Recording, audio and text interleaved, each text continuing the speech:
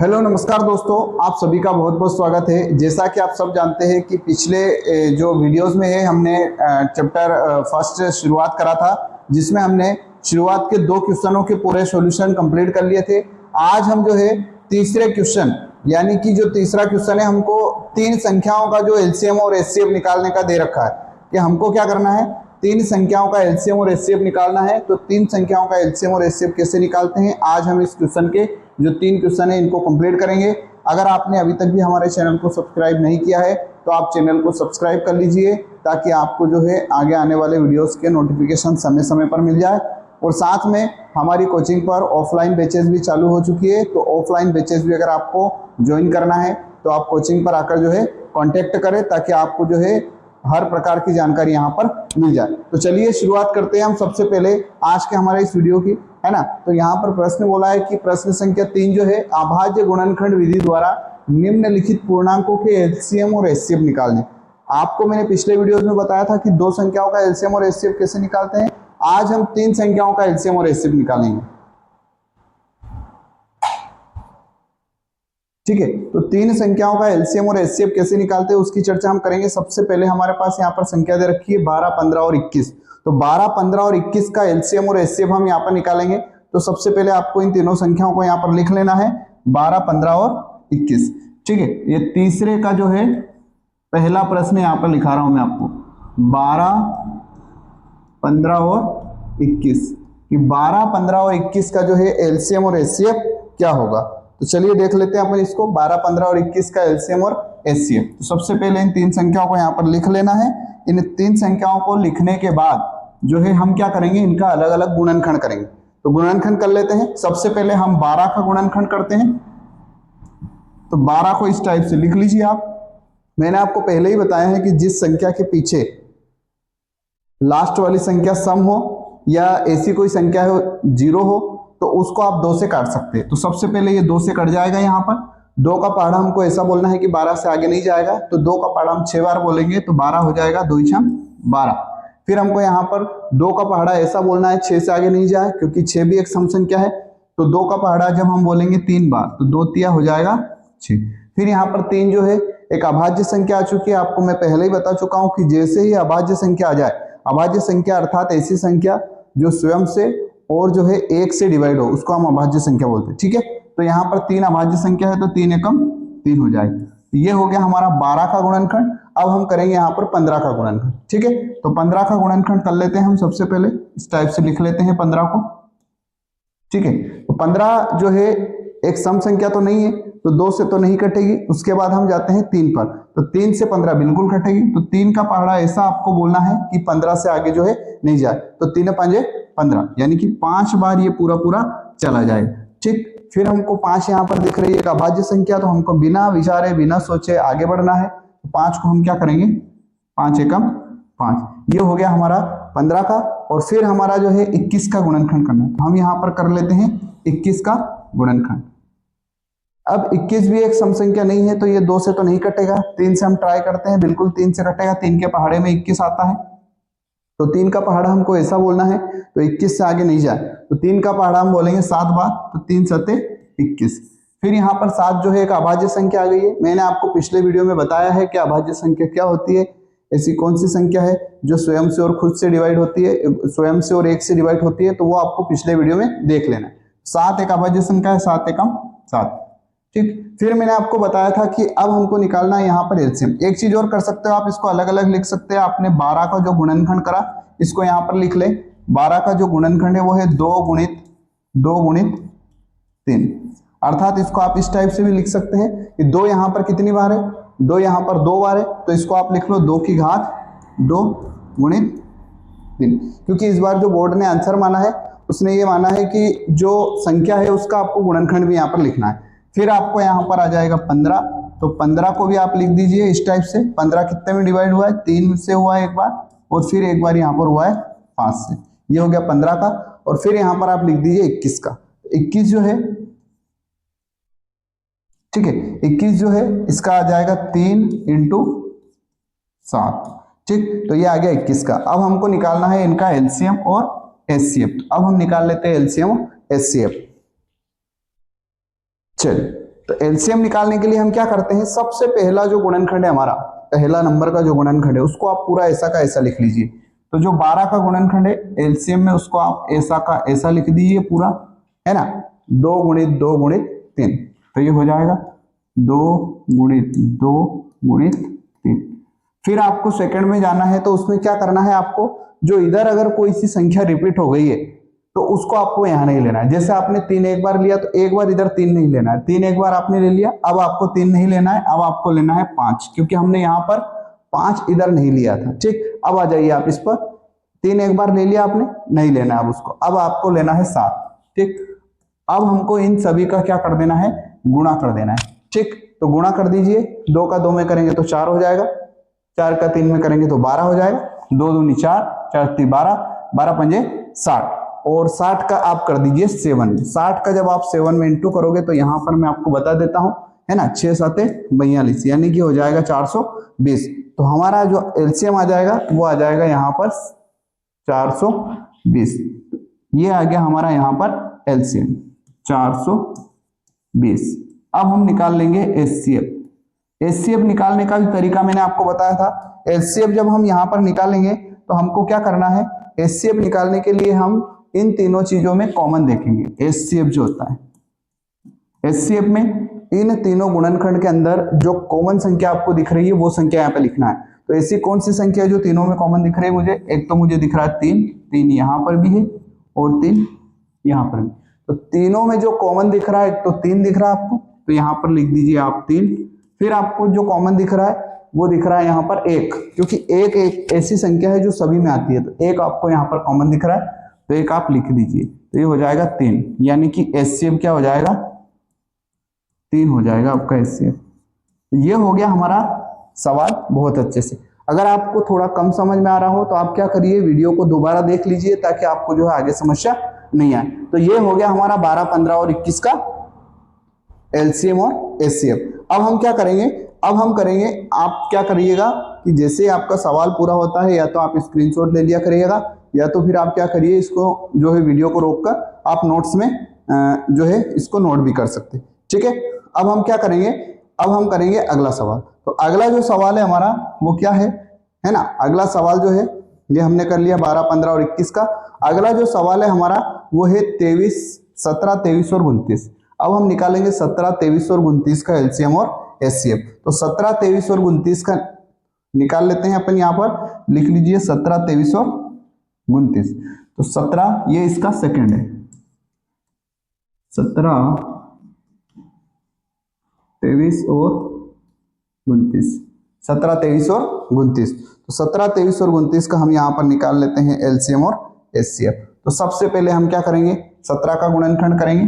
तो यहाँ पर 17 का हम कर लेते हैं गुणनखंड, 17 का गुणनखंड, फिर हम यहाँ पर कर लेंगे 23 का गुणनखंड। आप चाहो तो एक साथ भी लिख सकते, ठीक है, सभी का गुणनखंड आपको यहाँ पर करना है।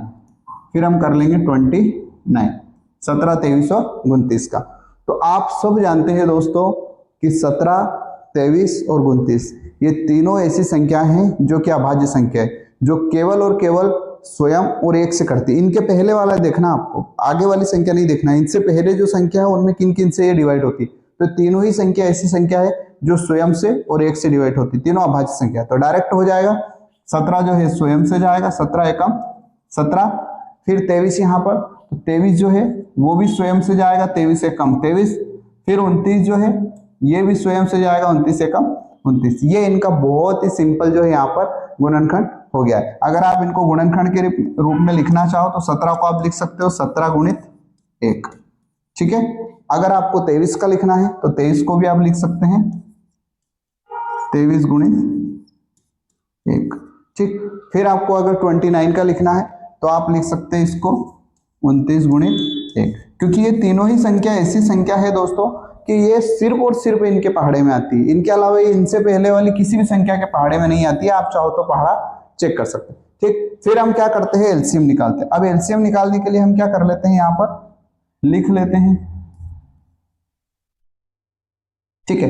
अब आपको सबसे पहला गुणनखंड पूरा लिख लेना है, मैंने आपको पहले ही बताया कि 17, फिर क्या 17 जो है इसमें रिपीट हुआ है, नहीं हुआ है, तो फिर क्या हुआ 23, आप लिख लीजिए 23, फिर आपको क्या करना है 29, ठीक है, तो 29 लिख लीजिए। इन तीनों का हमको यहाँ पर गुणा करना है, 17, 23 और 29 का गुणा करेंगे तो एलसीएम निकल कर आ जाए। तो सबसे पहले मैं आपको जो है 17 और 23 का गुणा कर लेते हैं कि 17 और 23 का गुणा है ना। आपको बड़े अगर पहाड़े नहीं आते हैं तो छोटे पहाड़ों से करो, कोई दिक्कत नहीं। बचपन से जो तरीका अपना रहे उस तरीके से गुणा करो, हम भी उसी तरीके से करेंगे।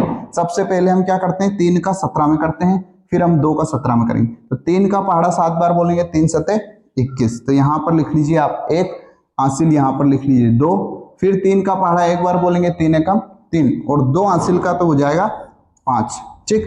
फिर हमको यहाँ पर क्रॉस लगाना है जो बचपन का हमारा तरीका है। 2 का हम 7 बार बोलेंगे 14, फिर हासिल आ जाएगा हमारा यहाँ पर 1, फिर 2 का एक बार होगा तो 2 और 1 हासिल का 3, यानी कि हमारा जो आंसर आ जाएगा वो आ जाएगा 5 और 4 9 3 351। अब हमने क्या करा है 17 और 23 का गुणा कर दिया है, अब हम इसका गुणा 29 में करेंगे। तो इस 351 का गुणा हमको यहाँ पर कर देना है 29 में, 29 में कर देना है, ठीक। अलग से कर लेते हैं ताकि हमको दिक्कत, 351 का गुणा जो है 29 में हम कर लेंगे। 351 का गुणा जो है 29 में हमको करना है, तो यहाँ पर लिख लीजिए 351, ठीक है। इसका गुणा हो जाएगा हमारा 29 में, ठीक है। तो सबसे पहले हम 9 का गुणा करेंगे इस 351 में, तो 9 का 1 में होगा तो 9 आ जाएगा, ठीक। फिर 9 का 9 में करेंगे तो नामे नामे 81, 81 का आ जाएगा हमारा 1, हासिल का आ जाएगा यहाँ पर 8, ठीक। फिर 9 का गुणा जो है हमको करना है 3 में, 9 3 27, 27 और 8 आप क्या कर दीजिए जोड़ दीजिए, तो ये हो जाएगा आपका 35, ठीक है, 35, ठीक है, क्लियर। अब हमको करना है गुणा भैया 2 का, है ना। अब 2 का गुणा हम इसमें करेंगे तो 2 एकम 2, फिर 2 का 9 में करेंगे तो 2 इनाम 18, 18 का आ जाएगा 1 सॉरी 8, हासिल आ जाएगा हमारा 1, फिर 2 का 3 में करेंगे 6, 6 और 1 7, ठीक। ये हो जाएगा हमारा इसका गुणा, तो ये हो जाएगा 9, ये हो जाएगा 3, 5 और 8 13, 13 का भी हो जाएगा यहाँ पर 3, है ना, 7 और 3 10 और 1 11, 11,339 जो है इसका क्या आ जाएगा हमारा दोस्तों 11,339, ठीक। 11,339 जो है इसका एलसीएम आ जाएगा 11,339, क्लियर। अब हमको निकालना है इसका एचसीएफ, तो एचसीएफ निकाल देते हैं हम यहाँ पर। एचसीएफ निकालने के लिए आप सबको बताया मैंने आपको क्या करना है, तीनों के अंदर कॉमन चीजें देखना है, तीनों के अंदर ऐसी कौन सी संख्या है जो आपकी कॉमन रहेगी, तो देख लेते हैं HCF। इन तीनों गुणनखंड के अंदर आपको कोई सी संख्या कॉमन दिख रही है, और हमको दिख रही है बिल्कुल, वो है 1। आपको मैं पहले ही बता चुका हूं कि अगर कोई सी संख्या कॉमन नहीं है तो 1 हमेशा कॉमन रहती है, तो यहां पर डायरेक्ट लिखना आपको 1, कुछ भी कॉमन नहीं है मतलब 1। तो ये हो गया आपका 17, 23 और 29 का एलसीएम और एचसीएफ, ठीक है। अब हम करते हैं अगला सवाल, ठीक है, इसका आप स्क्रीनशॉट ले लीजिएगा या तो फिर आप इसको नोट कर लीजिए। अब हम देखते हैं अपना अगला सवाल। अगला सवाल जो है हमारा वो ये है, अगला सवाल है हमारा 8, 9 और 25। अब हम कर लेते हैं 8, 9 और 25 का गुणनखंड, और उसके बाद हम निकालेंगे एलसीएम और एचसीएफ। 8, 9, 25, तो लिख लीजिए 8, 9 और 25। 8, 9 और 25 का हम कर देते हैं दोस्तों, है ना। यहां पर ये है तीसरा सवाल, 8, 9 और 25, ठीक है। 8, 9 और 25 बहुत सिंपल है ये, तो इसमें ज्यादा दिक्कत परेशानी नहीं आएगी आपको, क्योंकि ये जो है छोटी संख्या है, क्लियर। तो हम सबसे पहले गुणनखंड करेंगे 8 का, फिर हम जो यहां पर गुणनखंड करेंगे 9 का, फिर हम यहां पर जो है गुणनखंड करेंगे 21 का। 8, 9 और 21, ठीक है। तो 8 का हम सबसे पहले यहां पर गुणनखंड करते हैं, 2 से कट जाएगा 8 बिल्कुल, क्योंकि 2 जो है 8 से डिवाइड होता है, सॉरी 8 जो है 2 से डिवाइड होता है, 2 चुको 8, फिर हम 4 भी 2 से डिवाइड हो जाएगा, 2 दूनी 4, ठीक है। फिर ये 2 भी 2 से हो जाएगा, 2 एकम 2, बहुत सिंपल है ना। 2 चुको 8, फिर 2 दूनी 4 और 2 एकम 2, ये हो गया हमारा 8 का। फिर हम कर लेते हैं 9, जो है 3 से डिवाइड होता है डायरेक्ट, 2 से नहीं होता है क्योंकि विषम संख्या है, तो ये हो जाएगा 3 3 9। फिर ये हो जाएगा 3 एकम 3। क्लियर? तो ये हो गया हमारा 9 का। फिर हम कर लेते हैं 21 का। तो 21 भी जो है दोस्तों 3 से होगा, 2 से नहीं होगा, क्योंकि 2 के पहाड़े में 21 नहीं आता है, 3 के पहाड़े में 21 आता है। या हम इसको ऐसे समझ सकते हैं कि ये एक विषम संख्या है, लास्ट में 1 है और एक विषम संख्या है, तो विषम संख्या जो है 2 से डिवाइड नहीं होती। 3 सते 21। फिर 7 जो है खुद से कटेगा, 7 एकम 7। तो ये हो गया हमारा 2, 9 और 21 का गुणनखंड। अब हम इनका लिख लेते हैं, अब हम लिख देते हैं इनका गुणनखंड। तो सबसे पहले हम 8 का लिख देते हैं। तो 8 का जो गुणनखंड है वो है 2 गुणित 2 गुणित 2, और साथ में आप 1 भी लिख सकते हैं ना, ऐसा कोई दिक्कत वाली बात नहीं है, आप 1 भी लिख सकते हैं। 2 यहाँ पर कितनी बार है? 2 यहाँ पर 3 बार है, तो आप इसको लिख दिए 2 की घात 3 इंटू 1। फिर हम यहाँ पर लिख लेते हैं 9 का, तो 9 का है 3 इंटू 3 इंटू 1। 3 यहाँ पर कितनी बार है? 3 यहाँ पर है 2 बार, तो इसको लिख देते हैं 3 की घात 2 गुणित 1। फिर हम लिख देते हैं यहाँ पर 21। 21 कितनी बार है हमारा? 21 है यहाँ पर 3 और 7, 3 7 और 1। तो इसमें तो कोई दिक्कत नहीं, वही का वही आएगा, है ना, क्योंकि 3 इसको हम 2 बार तो लिख नहीं सकते। क्लियर? अब हम करेंगे इसका एलसीएम और एचसीएफ।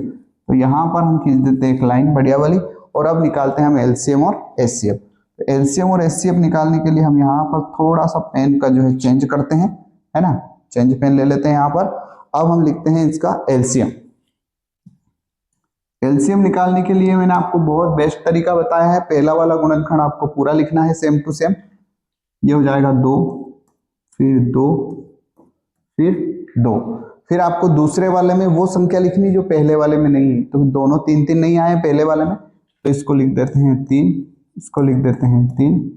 फिर 3 एक बार हो चुका है, एक बार नहीं 2 बार हो चुका है। अगर 2 बार भी 3 आता तो आपको नहीं लेना रहता, तो एक बार तो लेना ही नहीं। 7 आया क्या? नहीं आया, 7 आप यहाँ पर लिख दीजिए।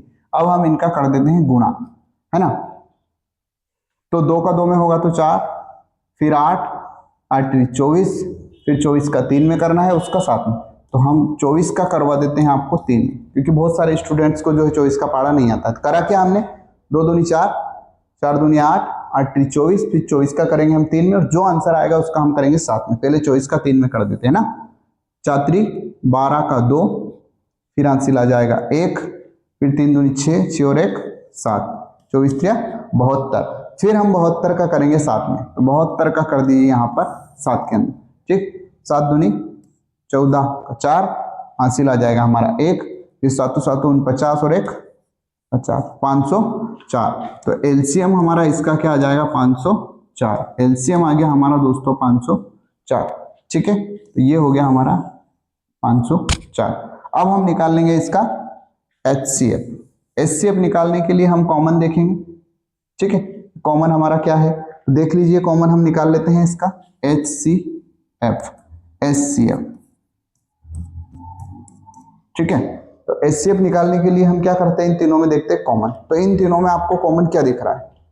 2 नहीं है, 2 तो है ही नहीं, बात ही खत्म। फिर 3 देख लेते, 3 इधर नहीं है, इधर दोनों में है लेकिन नहीं है।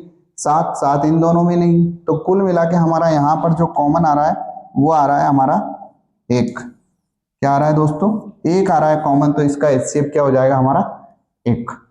ठीक, तो ये मैंने आपको करा दिए 3 सवाल जो कि तीसरे के थे। किसके थे? आप इसका स्क्रीनशॉट ले लीजिएगा। और ये 3 सवाल जो है मैंने आपको इसके करा दिए। अब मैं आपको क्या करूंगा, कल वाला जो हमारा वीडियो आने वाला है वो वीडियो है बहुत इंपॉर्टेंट, क्योंकि उस वीडियो में हम ऐसे सवाल करेंगे। एक ये वाला सवाल जो कि बहुत ही तगड़ा सवाल है। इस बार 2026 में ये दोनों स्टैंडर्ड और बेसिक दोनों में आया था, और साथ में अभी जो पूरक परीक्षा हुई है ना, अभी जो आपकी पूरक परीक्षा हुई है 11 तारीख के दिन, उसमें भी ये आया था। तो ये सवाल बहुत ही इंपॉर्टेंट है, तो कल के वीडियो में आपको जरूर आना है।